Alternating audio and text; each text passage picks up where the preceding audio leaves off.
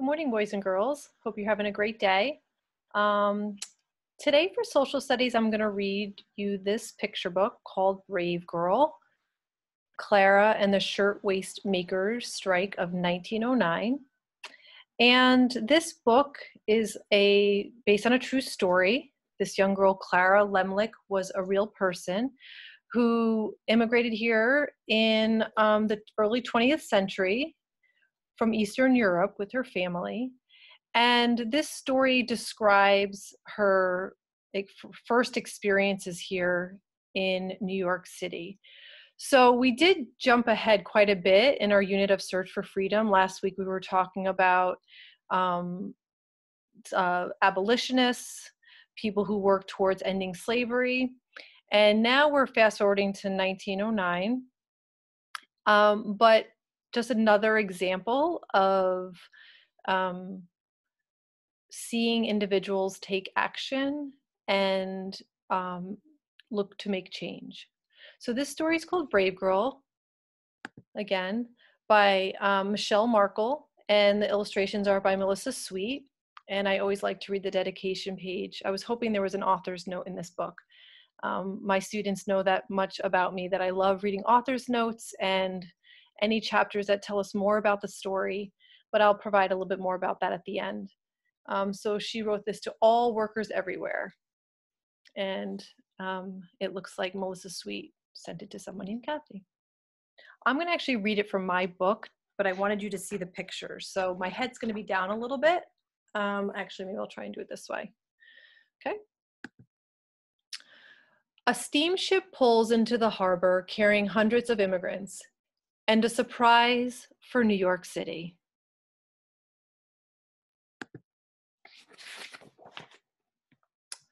The surprise is dirt poor, just 5 feet tall, and hardly speaks a word of English. Clara? Her name is Clara Lemlich. This girl's got grit, and she's going to prove it. Look out, New York. Now, if we go back to our immigration unit, we know that lots of European citizens were coming and immigrating into New York, so here we go. So we're kind of tying in a little bit of that as well. Clara knows in her bones what is right and what is wrong, right? Values. What's wrong begins a few weeks after the Lemlichs move into their tenement in America. No one will hire Clara's father. They will, however, hire Clara. That's right, Clara. Companies are hiring thousands of immigrant girls to make blouses, coats, nightgowns, and other women's clothing. They earn only a few dollars a month, but it helps pay for food and rent. So instead of carrying books to school, many girls carry sewing machines to work. Clara becomes a garment worker. So garments is a word for clothing. And in fact, just a little background, when Clara came, her sister was already here. And when she came, her sister got her a job. She was not very happy about doing that. From dawn to dusk, she's locked up in a factory. Oh, wrong page. From dawn to dusk, she's locked up in a factory. Rows and rows of young women bend over their tables, stitching collars, sleeves, and cuffs as fast as they can. Hurry up, the bosses yell. Rat-tat-tat-tat-tat, hisses Clara's machine. The sunless room is stuffy from all of the bodies crammed inside. There are 2 filthy toilets, 1 sink, and 3 towels for 300 girls to share. So if you look at that picture, it's really it's a bird's eye view, and those are the tables, these long tables and on these floors in the factory that would just house as many women as possible with sewing machines and other machines. Clara learns the rules. If you're a few minutes late, you lose half a day's pay. If you prick your finger and bleed on the cloth, you're fined. If it happens a second time, you're fired. The doors are locked and you're inspected every night before you leave to be sure you haven't stolen anything from the factory. So imagine doors are locked with these factories filled with people working on machines that certainly aren't like machines we have today. Would get extremely hot, were extremely dangerous. She wants to read, but Clara is uncrushable. She wants to read. She wants to learn. At the end of her shift, though her eyes hurt from straining in the gas light and her back hurts from hunching over the sewing machine, she walks to the library. Think about that word early on in the book, grit, right? Grit is that ability to sort of plod through no matter what, even when it gets uncomfortable. She fills her empty stomach with a single glass of milk and goes to school at night. When she gets home in the late evening, she sleeps only a few hours before rising again. As the weeks grind by, that's a kind of an interesting choice of words, right? It wasn't like they passed by, certainly wasn't pleasant to grind by, like this digging and pushing, and certainly nothing that was pleasant. So as the weeks grind by, Clara makes friends with the other factory girls. At lunch, they share stories and secrets as if they were in school, where they belong. Clara smolders with anger, not just for herself, but for all the factory girls working like slaves. This was not the America she imagined. The men at the factory tell her they've been trying to get the workers to team up in a union. Then they'd strike, refuse to work, until the bosses treated them better. But the men don't think the ladies are tough enough. Not tough enough? Because they're girls? Oh, yes, they are. Clara knows it. She'll show them.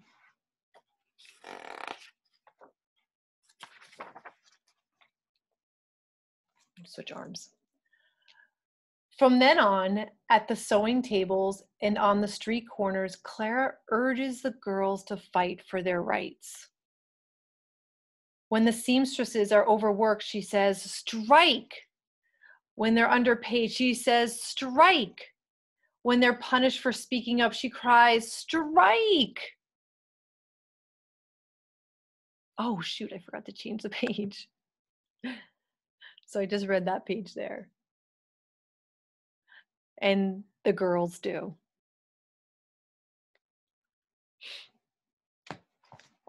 So the word picket on their shirt or their jacket, right, is that idea of sort of fanning and wearing your message, right? And standing there. Each time Clara leads a walkout, the bosses fire her. Each time she pickets, her life is in danger. The bosses hire men to beat her and the other strikers. The police arrest her 17 times. They break 6 of her ribs, but they can't break her spirit. It's shatterproof. Clara hides her bruises from her parents. A few days later, she's on the picket line again, and the other girls think, if she can do it, we can do it too. For weeks, the small strikes go on, but the bosses find other young women to do the work for the same low pay and long hours.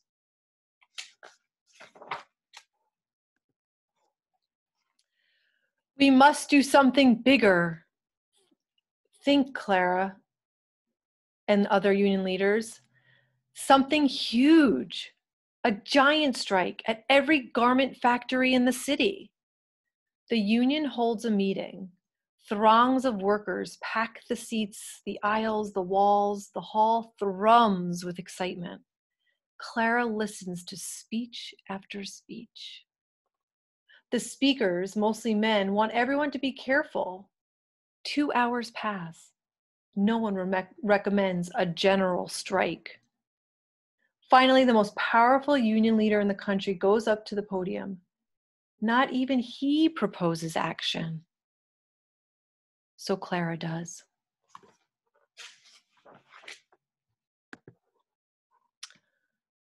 That's right, Clara. She calls out from the front of the hall. The crowd lifts her to the stage where she shouts in Yiddish, "I have no further patience to talk. I move that we go on general strike." And she starts the largest walkout of women workers in US history. And you see the sign there says unity in strength.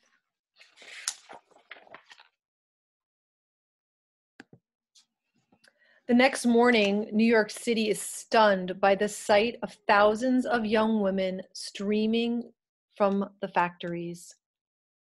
One newspaper calls it an army. Others call it a revolt.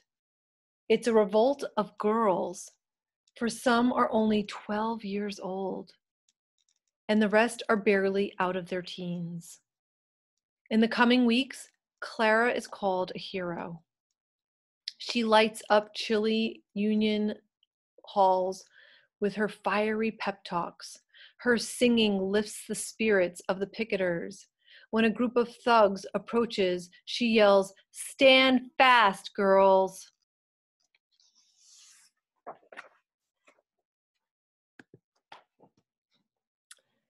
And they do.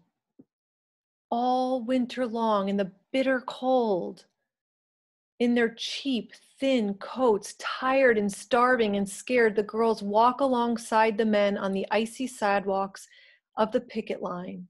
They spill out of the union halls, blocking the roads, filling street corners and public squares. Newspapers write stories about them. College girls raise money for them. Rich women swathed in fur coats picket with the factory girls. By the time the strike is over, hundreds of bosses agree to let their staff form unions. They shorten the work week and raise salaries. Now, if you're not sure what a union is, it's a group of people working together. In this case, these workers were in the factories, and they come together to make decisions and to protect each other and stand for each other. The strike emboldens thousands of women to walk out of garment factories in Philadelphia and Chicago. So her work inspired other factory workers in other cities.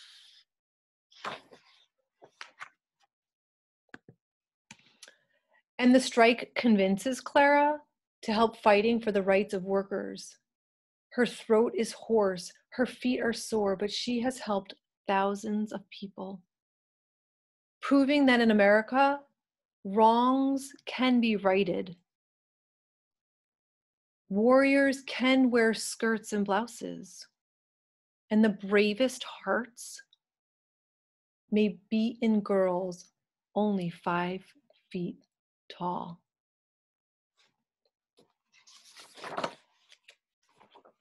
And that's the end of the story. If you'd like to read more about the strikes, you can certainly find lots of things online about that. And perhaps I will share a couple of links that might be helpful for you too. But I thought that I would share some pictures of the real Clara Lemlich. Here she is. And this is what a shirtwaist was. Like if you're wondering what a shirtwaist worker was, they made these blouses for women that could be tucked in and with these long sleeves and sort of were dressed, could be sort of worn casually or in a dressed up fashion. But I thought this was interesting. It's a little hard for me to read, but this was in a newspaper that I found that I thought was really cool. It says, "Girl leader to be a doctor." As in practically all strikes, that of the ladies, shirtwaist makers of New York has developed one figure which stands out picturesquely above the others in the movement. We talked about that word too, right? A movement. This is Miss Clara Lemlich, 19 years old, whose enthusiasm was as the pressing of an electric button that put the machinery of the strike in motion. the look at the diminutive leader, meaning small, right? Because she was only 5 foot tall. She was a very petite girl. Although she modestly disclaims it, one would not suspect the dynamic force that is contained in her frail body. So, meaning that by appearance, you would never think that she had such spunk and passion and desire to do what she did. And then I thought I would share some pictures that I found of the women picketing. These are real photos. It's hard to read down here, but it talks about the shirtwaist workers during this time. And that's actually the last picture. So I think I'm going to go back to this one. So, in conclusion, there are a couple of things that we can learn from Clara and all of the other girls that followed her lead.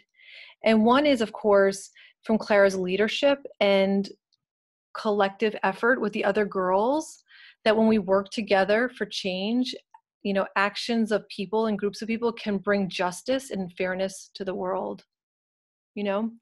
By working together, change can happen.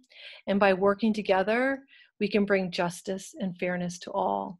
And just like that is described, her actions spread to other places in America that were needed, were inspired by her work. And then I guess exclusively from Clara's work and her personal story and passion and determination, we certainly learn that it's important to speak up, right? Or do something when we see something that's unfair, right? We don't want to be a bystander. Even if we think about the work that we've done this year, just right, not being a bystander and seeing when we see something unfair and unjust, that we take action and stand up for that wrong behavior or actions. And then, of course, we can't go along with that injustice, right? If we feel strongly about something, we have to not continue with it, but move against it if it's not for the better good of all people, anybody, all ages, all races, all religions. So pretty interesting woman, an interesting story. And as I said last week, even with our conversations with the abolitionists, we think of change and action in history, but it's all throughout our history. And as we know, it's happening all the time. We make history in the moments that we live right now. Okay. So boys and girls, there's one prompt that I'm going to share that your teachers have, that they're going to share with you. And depending on how your teacher wants you to respond to this prompt, it's a prompt related to the story. And maybe I'll add some links to that as well, so that you can read a little bit more about the strike and the factory workers at that time. Okay. I had a lot of fun reading to you, and I hope you enjoyed the story, and keep working, keep being inspired, and keep your eyes and ears open for things that matter to you. Have a good day, boys and girls.